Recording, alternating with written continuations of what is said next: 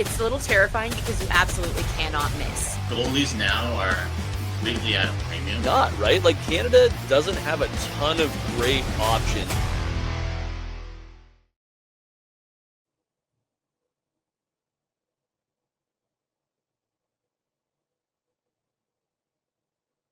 What's up? What's up? What's up? This is the big show. I'm Michael Traikos. With me, as always, Ryan Kennedy, and frequent friend of the show, Drew Shore, is joining us again. And Drew, last time we chatted, we were talking about Happy Gilmore 2 and whether or not you'd seen it, and you hadn't seen it yet. So please tell me that you used this last week to brush up on your Adam Sandler comedy. I did watch it. I thought overall, I thought it was good. Obviously, the second half of the movie gets a little bit crazy. But I think if you hadn't watched the first one, you'd think it was one of the worst movies you've ever watched. But having been such a big fan of the first one and all the cameos, I thought I enjoyed it and definitely had some laughs. All right. If you're going to rank it, and Ryan, we'll ask you the same thing, but 5 stars, 4 stars, what are you giving it out of 5? I'm giving it a 7. But I'm giving it a 7 with like expectations of kind of knowing what I was getting into. So 7 out of 10, I'm guessing. Like yes, no, 7 out of 10. But I think that, I mean, like I said, I thought the cameos were funny. And I enjoyed seeing some of the golf guys in it, and it was pretty good. Yeah, I agree. For me, either 3 out of 5 stars or 7 out of 10. It was basically exactly what I thought it was. It's funny, for me, I didn't know any of the new golfers because I don't watch golf. I knew some of the old ones. I was like, hey, Fred Couples. But otherwise, I was like, I assume that's Bryson DeChambeau or whatever when they said Bryson, that sort of thing. But yeah, it was pretty much exactly what I expected. Yeah. I thought the Will Zalatoris, like when they made him his caddy from movie 1, I thought was very good. Yeah, that went completely over my head. Yeah. Yeah, let's be honest. I wasn't expecting an Oscar award winner here, but I was pleasantly surprised because usually these sequels, especially when they're like 20 years after the original, they tend to be awful. So this one was like, okay, this is watchable. This might be one of those ones where, Drew, for me, like whenever you're on like long bus rides, it was always Happy Gilmore or Dumb and Dumber. And I guess for the next generation, it's like old school. This might be that new kind of road trip movie for them.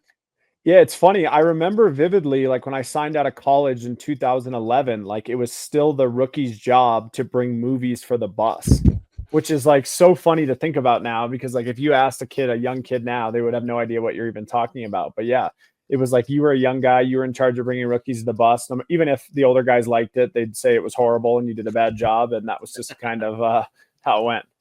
So what was your movies then? What'd you pick? Ooh, I tried to stay out of that department because, like I said, it was always a no-win department because even if you brought good movies, you were getting ridiculed. But yeah, there was tons of movies that, like I said, now with like it's probably a lot better. I'm sure every kid's on their iPhone or iPad just watching whatever they want to watch. Fair enough. The one thing to notice, and there was a ton of like Easter egg moments in that Happy Gilmore 2. Adam Sandler or Happy, he's wearing number 13, which a lot of hockey fans want to believe that it's an homage to and a nod to Johnny Gaudreau, who, tragically was taken from us a year ago, along with his brother. This would have been today, as we're recording, Johnny's 32nd birthday. And, it's still such a sad story. And, let's try to keep this a little bit more upbeat. But do you have a favorite memory of Johnny, Drew? I know you spent some time with him during your playing career. I do actually, and I spent a lot of time with him, and he was a guy who, no matter what, any room he walked into, people wanted to be around, whether that was a hockey locker room, at dinner, you wanted to sit next to Johnny just because he was like kind of a bigger than life personality. But Johnny Gaudreau, I think, played 1 game in the NHL after his senior season at Boston College, and then came to Minsk, Belarus for the World Championships. And so for a lot of guys, especially college players, like that's a big step up in terms of what they're used to. But I've told this story before, and I'll never forget this. Like most guys were warming up really seriously and very nervous for the game. And here's a kid who rolled just out of college. He definitely, I don't think, had taken a shower in the morning and played soccer in flip-flops, and I don't even think taped his stick before the game, and then went on the ice on an Olympic sheet and was basically the best player in the game by a mile. So that was my first reaction. I just remember like seeing this kid who, I mean, he looked like he was 15 at the time. And when I was getting nervous before the game, like then like he was a summer skate, and then he went out and played like it was the summer skate because he was so much better than everyone else. But also reconnected him with Calgary, and it was crazy how much Calgary as a city kind of rallied behind him as a player. And I think that at that time when he made it in the NHL, like there weren't a lot of guys at his size, so he was an instant guy that every young kid looked up to and was easy to be a fan of. Yeah, he really was the poster boy for the next gen, like a Mitch Marner, Braden Point, a lot of undersized guys that, you know, obviously, you know, size isn't a factor. And with Johnny, I think he really kind of broke down a lot of barriers in that respect. So really interesting. How about you, Ryan? Do you have any favorite memories of either interviewing or watching Johnny? Yeah, you know, when I think of him, I think about his first All-Star game, which was in Columbus. He was a member of the Calgary Flames at the time. Yeah, but he was in Columbus. You know, him and Jakub Voracek teamed up for that great shootout attempt where Voracek pretended to be like his dad or whatever. And what I remember is, you know, Gaudreau having so much fun that weekend and really embracing it. And we would see him like out at night, you know, like he would go out and you would see some players. Some are more sort of like, I guess they had more exclusive places to be, but you know, not Johnny. He was there with Calgary's PR guy. I think Mark Giordano was there as well. And just very personable. And it was funny in retrospect when he signed with Columbus, where it was like, yes, like I wonder how much that initial weekend at the All-Star game had an impact on what he decided to do with his career all those years later. And again, just anytime you talk to him, he was just super nice and super happy to be there. And yeah, he was a great guy. There was a goal he scored that's been shown a lot, but to this day, I was going to say Gabriel Landeskog's return was pretty loud this year in Denver, but he scored a goal where it was late in the third period in Calgary. We were playing Anaheim in the playoffs that year. I don't remember which game it was, game 5 or 6, but like when he kind of comes in off the rush, hesitates a little bit and then walks in and like basically goes bar down. And like that to this day was like one of the loudest I had ever heard any sporting environment ever. So I'll always remember that as well. Nice. Awesome. No, it's really cool to share these memories. And yeah, like I said, it would have been his 32nd birthday today, and you know the hockey world still grieves, you know, Johnny and his brother's death. Let's move on. Ongoing still at thehockeynews.com have been our summer splash rankings, where we look at the offseason moves of all 32 teams. I believe we're down to the nitty gritty, the top 5. So we're gonna just talk about 2 teams that are in our top 5, or actually top 3. Montreal, first off, the Habs made a big trade at the draft, landing Noah Dobson from the New York Islanders. You know, this was a huge step forward last season by the Habs. Now getting Dobson, Ryan, what did you make of Montreal's offseason? I really liked it, and the Dobson trade was obviously the big part of it. Trading a couple of first rounders, which frankly, like if you look at Montreal's pipeline, it is so stacked, and they've had so many picks in the past couple of years that they could afford to make that kind of move for the present. I think with Noah Dobson, I know he took some flack in New York, but the team wasn't very good around him either. But we've seen Noah Dobson be a premier defenseman in the NHL. And I believe that his influence in Montreal is going to be twofold, where first of all, you get a guy who could easily play 26 minutes a night for you. I even remember going back to his draft year, talking to scouts, and they were like, yeah, like he's basically like, you know, on a rocking chair back there. Like you can, he's just effortless. You can play him like 28 minutes a game. This is in junior, of course. But I think that did translate to the NHL. So you're getting a player that can be on your top pairing, but you're also getting somebody that can take a little bit of the spotlight and pressure off of Lane Hudson. You know, they can both move the puck up the ice. Hudson obviously coming off a Calder Trophy, all attention is going to be on Hudson, or it would have been if Dobson wasn't there. So, in order for Hudson to avoid the sophomore slump, he needs some help, and I think Dobson gives it to him. Otherwise, you're looking at a lot of internal growth from the Habs, like Ivan Demidov, who could win the Calder Trophy himself. So I think Montreal. It was very nice that they got into the playoffs this past year.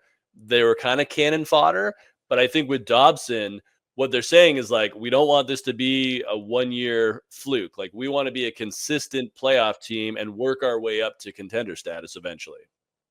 Yeah, what do you think, Drew? Because, as Ryan mentioned, the Montreal Canadiens may have overachieved last season. The other move they made was trading Logan Mailloux to St. Louis for Zachary Bolduc, who, is probably going to bolster their forward group as well. But, what is the challenge for Montreal when you look at that crowded and really competitive Atlantic division? Well, they're in a tough division, but like you said, I think for a young core, being able to make the playoffs and overachieve, and those guys to kind of get a taste of what success feels like, is going to do them a lot of good in the long run. And I love the addition of Dobson. I feel like, Ryan, you alluded to it, but he's like, people forget, like, he had I think he had 40 points last year, but the year before he had 70 points. You know what I mean? And like, right-handed defensemen too, that are able to move pucks and contribute like that offensively, are just like very hard to come by. So I love that addition to them. I think he played in the Quebec League, Ryan. Is that right? So I think he's like a guy who's familiar with that area. I think he's going to have a lot of success. And then, like you said, the addition of him kind of made that, before I butcher his name, Mailloux, made him a little bit of an expendable player in their organization, just because they're bringing in a right-handed guy who can kind of do all of those things he can do, if not better. Hey, listen, I'm only the only one who's allowed to butcher names here, Drew. So let's keep that in my territory. Okay? All right, I'll be locked in now. Yeah, you know what, with Dobson too, I think people forget, like, a year ago, he was considered to be a guy that was going to land on that Four Nations roster for Team Canada too, and just had the, uncharacteristic season. So, very much should be a guy to watch in terms of rebounding. In terms of rebounding, I guess for the Florida Panthers, who are another top team in terms of our summer splash rankings, mission accomplished for the Panthers. They were able to re-sign all three of their big UFAs, which were obviously Brad Marchand, Sam Bennett, and Aaron Ekblad. I didn't expect them all to be re-signed. Obviously, they lose Nate Schmidt on the back end, but Jeff Petry kind of fills in on that veteran 7th, 6th defenseman kind of spot. Are they better, worse? Are they the same as last year? Can Mackey's Samoskevich find a regular role? What do you guys think here? Let's start with Drew. Are the Panthers still the team to beat, and never mind the Atlantic or the East, but just the overall NHL? I believe that they are. I actually predicted that they were going to re-sign all three on a couple different social media. I just knew that the way that they operate, Bill Zito's obviously one of the best, if not the best GM in the NHL. But I think that the contract that helps them so much is the Gustav Forsling contract. And a lot of people, more people talk about him, but I mean, I think he's signed for another 6 years at $5.5 million, I believe it is. And I mean, when you have a guy who's one of the best defensive defensemen in the NHL signed at that number, it gives you a lot of space in terms of cap flexibility. So I was predicting that they were going to re-sign there. Definitely didn't know that Marchand was going to get the term that he got at the age that he got, but he's a guy who clearly loves hockey. And I mean, he showed in the playoffs that even as a 37-year-old, he was one of the most impactful guys in the entire league. So I think they're definitely still the team to beat. Yeah, Forsling, as you mentioned, he's got a cap hit of only 5.75 and is in year 2 of 8. So a really good contract. That's a good point there, Drew. And the other thing too on that one is people forget that he was picked off waivers. Actually, when I was at training camp in Carolina, which was the last year, that was like a really shortened training camp because of the COVID year. So basically the way training camp worked there, it was like basically the team and then what a lot of people would call the pigeon group. And he actually was skating in the pigeon group pretty much all of training camp, which is like funny to look back and think of. Like, wasn't even really skating with the NHL regulars. It was kind of the group that was destined to hit waivers and sent to the minors. And obviously an amazing pickup by Florida, and he's turned into a heck of a player. He's a great guy too. So happy for him and the success that he's having.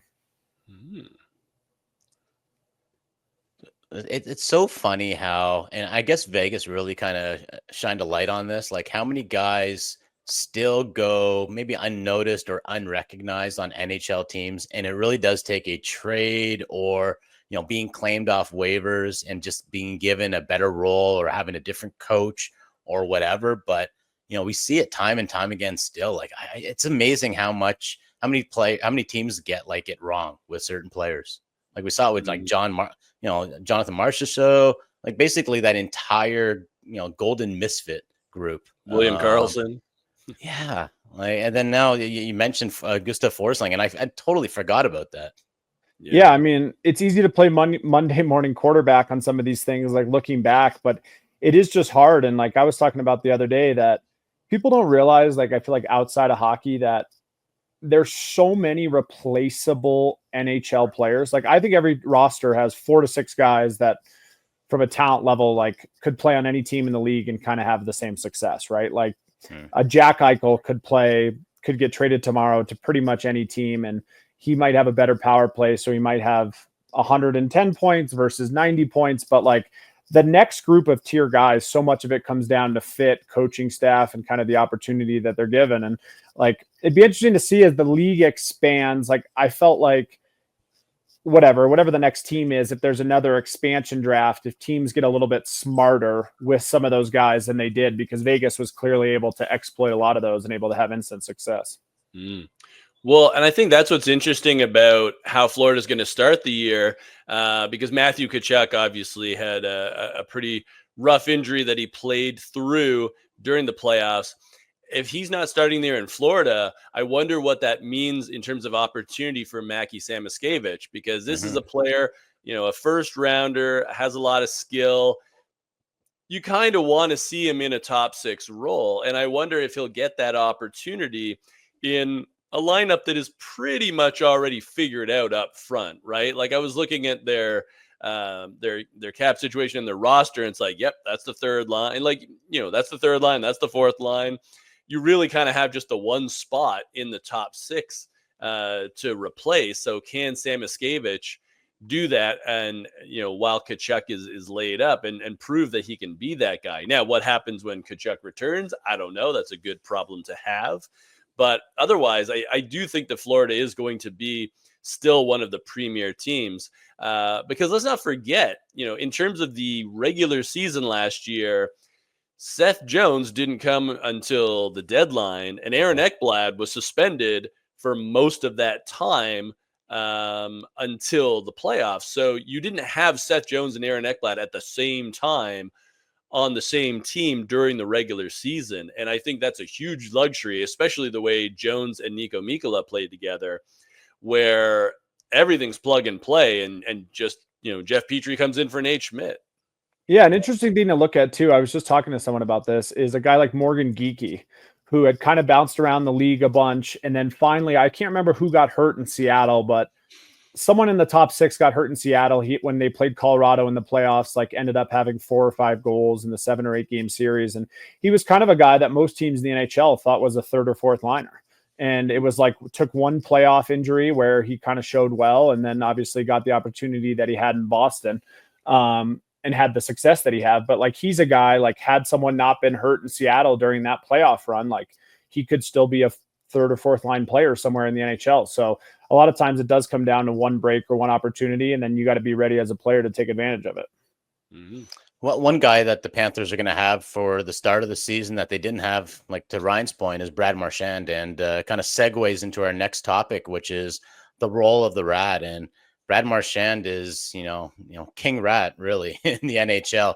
When you're talking about making a list of the all-time pest, I think Brad Marchand's name has to be at the top of the list. And, before we started this, we were talking about, whether we want to call these guys rats or pests, because I think back in the day, calling someone a rat or a pest, it carried a little bit of a derogatory insinuation there. Now, if you call Sam Bennett a rat, I bet you he's got that on his license plate. Like he wears that with pride. And I think a lot of the guys in the Panthers do. And, Drew, let's start us off here. What did you make of rats or pests back when you were playing? And, what qualifies a person to wear that kind of title?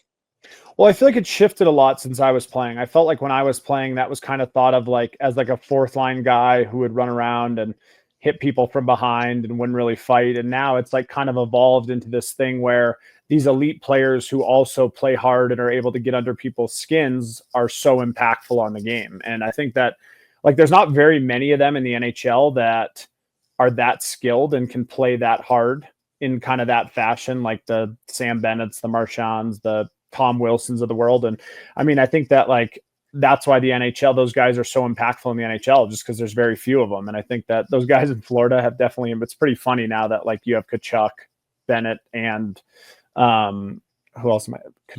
Marchand, yeah, all on the same team, and they've obviously kind of come together and embraced it. But yeah, it's definitely a term, and I think that, like I said, it's like if I was running an NHL team, I'd be trying to get as many of those guys as I could on my roster.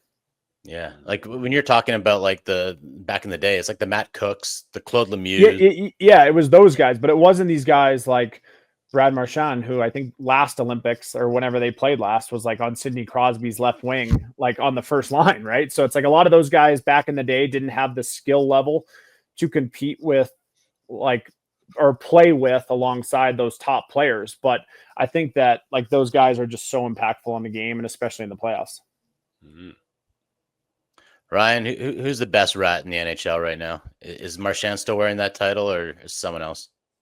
Either Marchand or Matthew Tkachuk. I guess it depends on like how you're weighting everything, or weighting, I should say. Because I mean, Brad Marchand, in terms of creativity, like he's right up there with the all-timers. Like, remember when he was licking guys, and the NHL had to be like, "Please stop licking guys."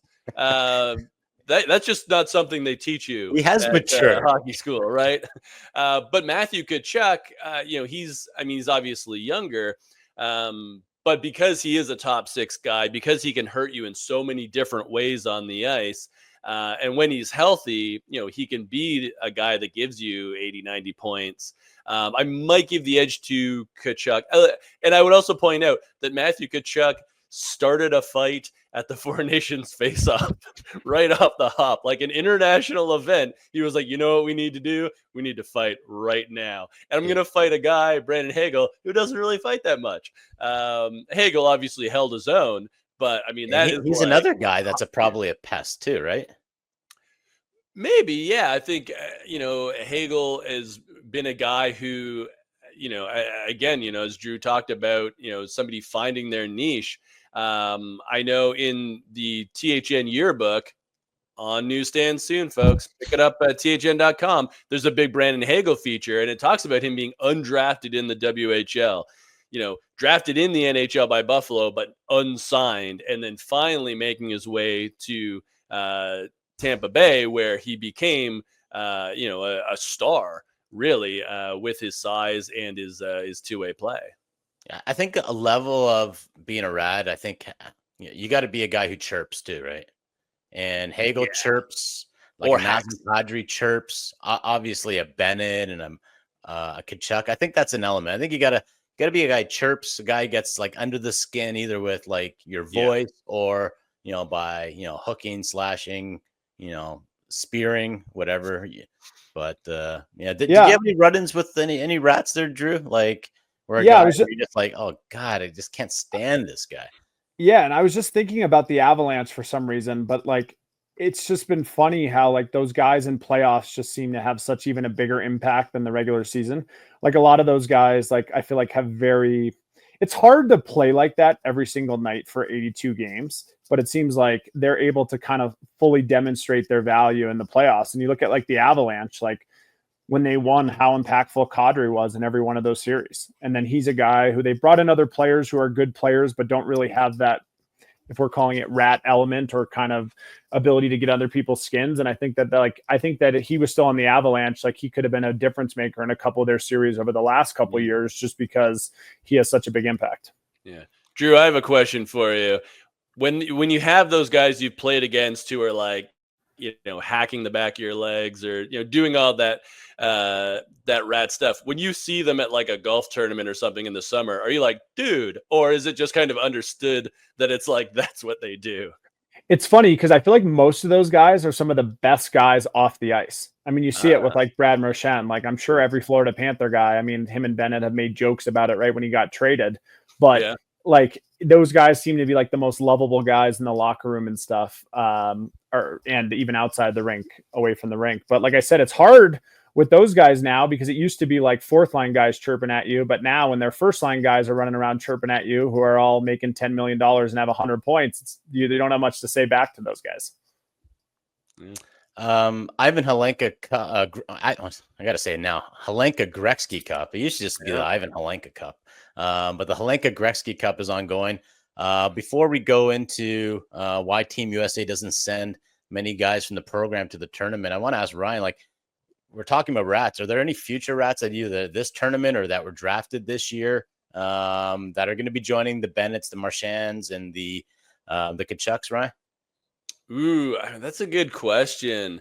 I mean, when I think about future rats, I think about like Ridley Gregg being the next really good one in Ottawa. Yeah. In terms of prospects, I mean, it's typically like, these tournaments, you're taking the best of the best, especially when you think about Canada. So, yeah, I mean, there's guys that play tough. I think, one name to watch out for, I wouldn't call him necessarily a rat, but a guy that plays that physical two-way game is Colin Fitzgerald with OHL Peterborough, who's up for the draft this year. And he's a player that I could see him going top 10, and he could bring that sort of Sam Bennett energy as a two-way guy. So I guess he would, maybe not a rat, but certainly a guy that you're going to have to look out for at both ends of the ice. Ryan Leonard, I guess, would be another guy that, just had his NHL career start too. You saw that at the World Juniors, and like you could tell that kind of he was bringing that element right away. But Ryan, all these players better than me, and I was just thinking, like, I don't know if there's ever been a player like Brad Marchand who's broken to the NHL and been like strictly a fourth line player for multiple years who's turned into like a legit superstar. Like, I was just trying to think, like, I can't think of anyone. Like, I mean, normally, like, you look at every Olympic roster and it's like all first round picks and guys who kind of came in and played top six right away, but he might be the only guy ever to do that. Yeah, maybe. I mean, Hagel might, I'm trying to think about where Hagel started. That's true. But you're right. It is pretty rare. It's really rare. I guess like maybe a Zach Hyman, but even then he saw a lot of time on the top line. That's true though. He's another guy though. I think he was like a 6th or 7th round pick who, and the other, true. But I actually think Hyman might be the one guy who, like, I wouldn't say it. He plays a little bit like it, but like I wouldn't put Zach Hyman in the rat category. No. He's like a white hat rat. Yeah, yes, exactly. He's like a unique dynamic where like he doesn't have like he plays like that and forechecks hard and goes to the net and all those things, but I feel like he's missing a little bit of, like you said, that was a good term, white hat rat. There you go. He'd be a rat that you have as a pet. Yeah, you'd want to have it. All right. Okay, so let's go talk Hlinka Gretzky Cup, and this is a question for Ryan, but Drew, feel free to chime in because you were part of the NTDP, the national program in the U.S. But why doesn't Team USA, Ryan, send guys to this tournament in the way that Canada sends its best? Yeah, it's really kind of unfortunate because this is like a U18 tournament. You get to see like most of the great draft eligible players right at the start of the year. Canada typically wins. They could make it 4 in a row. The tournament's ongoing right now, but it's not a double IHF event, right? So it's not like internationally sanctioned. And I know that traditionally the Americans have used the tournament as an opportunity for kids who are not at the program to wear that American jersey. So it's heavy on USHLers. You'll get, some prep schoolers, like Brock Besser played for the team when he was playing Minnesota. I guess he was going from Minnesota high school to the USHL. But it is too bad because like you would like to see best on best. And then the irony is when you get to the other end of the year where with the World Under 18s, that is IIHF, Team USA sends the NTDP, whereas Canada, because of the CHL playoffs, can only kind of send some of their best players. So you really never get that best on best Canada versus USA at the U18. So I understand why USA Hockey does that, to give guys the opportunity. But it is kind of a shame that we don't get to see that best on best, other than this year when they did the CHL versus NTDP, but that turned into a bit of a slaughterhouse. Yeah, I remember because we won the U18, I think in April or whatever it is, like that. But it was always like you win, but everyone knows that like Canada doesn't have the majority of their good players. So that's almost like their B minus C plus roster. So it is unfortunate, but both events are definitely lacking best on best. Speaking of prospects, Ryan, you're working on a story here where, how do scouts determine when a guy is only 16 or 17, whether he's going to be 6'3" or 5'8"? Because at that time he's probably only, probably 5'5", and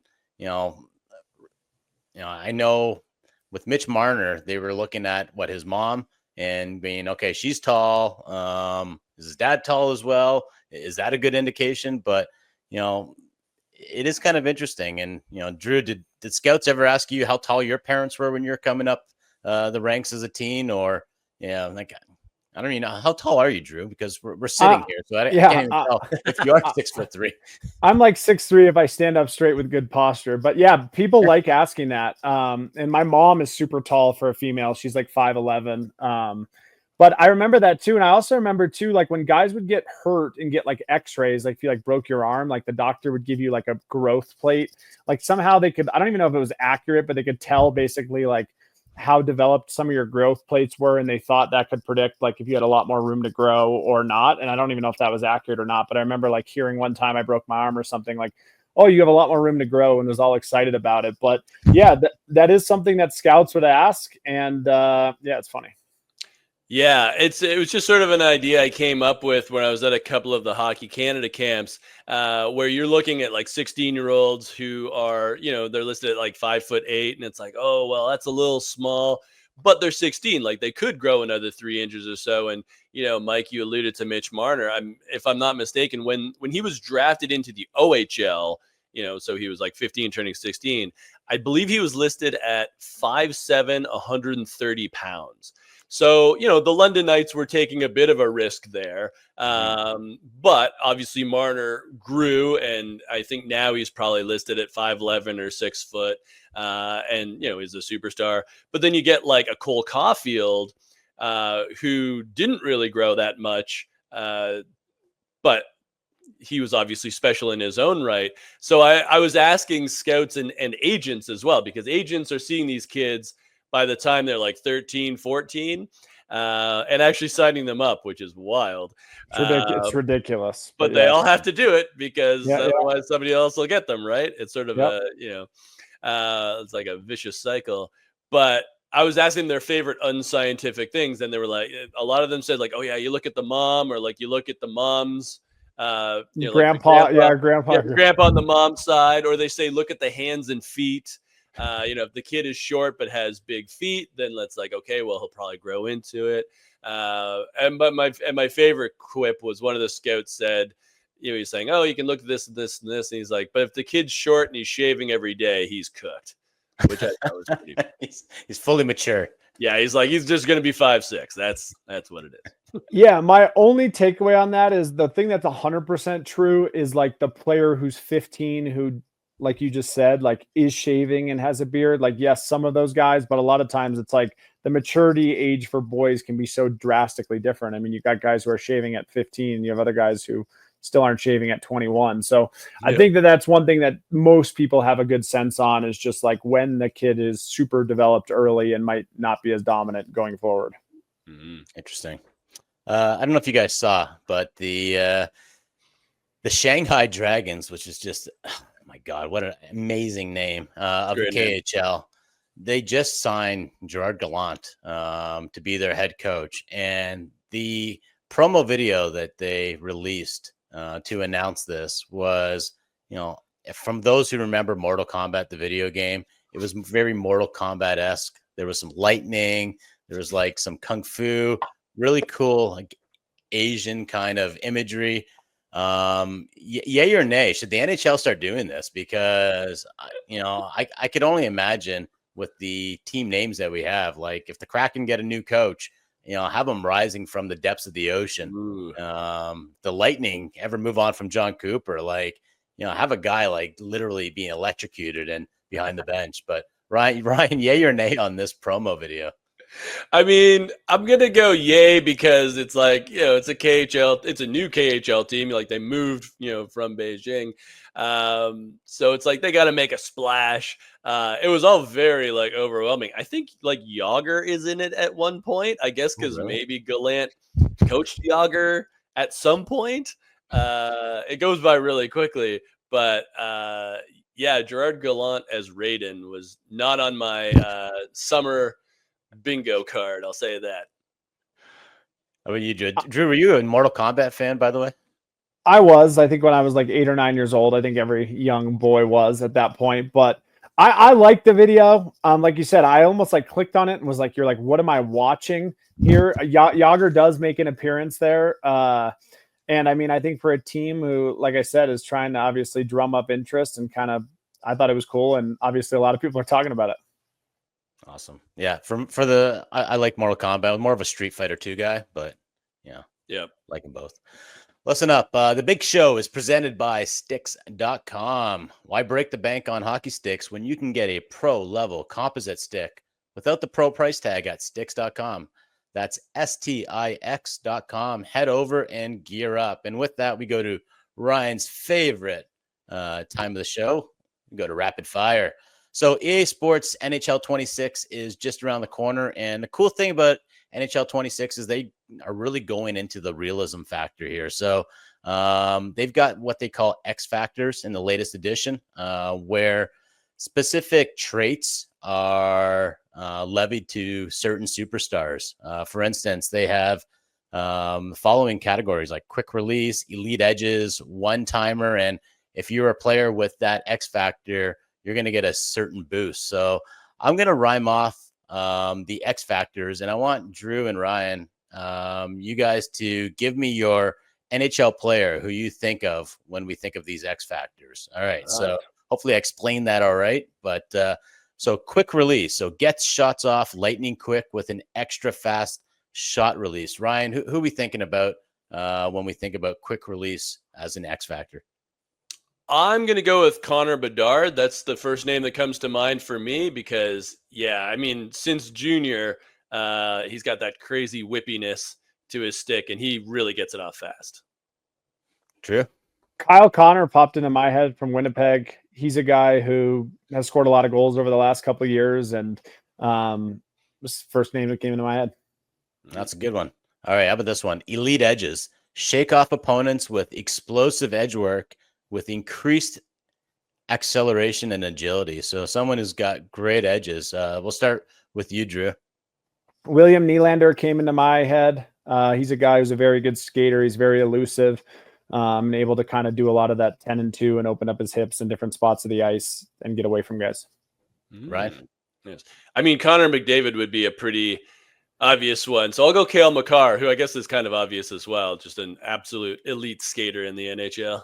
Yeah, I'm surprised neither of you guys said Mitch Marner, but I actually like the Nylander one. Okay. This one's called 1T. So I guess the T is a one-timer. Become the ultimate threat with increased one-timer shot power and accuracy. We'll start with Ryan here. Who's got the big one-timer? I mean, I got to go with Alex Ovechkin in his office, even though he's in the twilight of his career, especially in a video game, right? They're going to make Ovechkin big. Yeah. Oh, that was mine too. I mean, obviously, if he's been doing it for 25 years now and scored more goals there than anyone else in the world. Yeah, I'm gonna go Bouche Bomb. Evan Bouchard with that one time. That's what I think of now. The new school guys. Backhand Beauty. Catch opposing players and goalies off guard with increased backhand shot power, accuracy. Yeah, for me, I'm probably gonna steal both your answers. Sidney Crosby is the guy with the backhand. Am I wrong? Yeah. No, you're right. I think. For some reason in my head, I had Kucherov might make the most plays in the NHL on his backhand. He's not necessarily scoring. Like I would say Crosby in the goal scoring, but the amount of plays that Kucherov makes every single game on his backhand, that when I think of backhand, I kind of think of Kucherov. Right, Ryan, you going with Sid or is there? Oh yeah, it's Sid. Yeah. Okay. Yeah. It's pretty obvious, I guess, for most cases. Send it. Spring your teammates by enhancing that pass receiver with a temporary boost of acceleration. I imagine this is for more defensemen being able to spring their teammates, especially on the rush. Who are we thinking, Ryan? I'm going to go with Evan Bouchard. Again, going back to his draft year, I remember scouts telling me he was like the best at stretch passes in the class. And, now he's got McDavid and Draisaitl to stretch it too, which is pretty good for him. I was going to go with McCarr. He kind of has the ability too, that I feel like he gets a lot of extra room on the ice, and because guys are afraid of getting beat one-on-ones, some of the passes he's able to make to the neutral zone and stuff. He obviously has a lot more time than most players do to make those passes, but executes them at a pretty high level. Yeah, when you got those forwards on Colorado and Edmonton, you got to be able to make that stretch pass. It's almost like you need a defenseman to do that. I was actually going to go Quinn Hughes because he does feather those nice ones, especially to Pettersson back when Pettersson was Pettersson. All right, last one here, guys. Tape to tape, feather saucer passes and make snappy passes in and out of vision. Who's our top playmaker when we're talking about forwards? I'm going Mark Scheifele. His ability, I think his ability, especially on the power play, to have that sauce pass and whoever's in the bumper spot, I think has been probably contributed to most of his points over his career. And then same thing, even to the guy on the other side. So he'd be my guy. I'll go with Nikita Kucherov. Much like Scheifele, great power play player.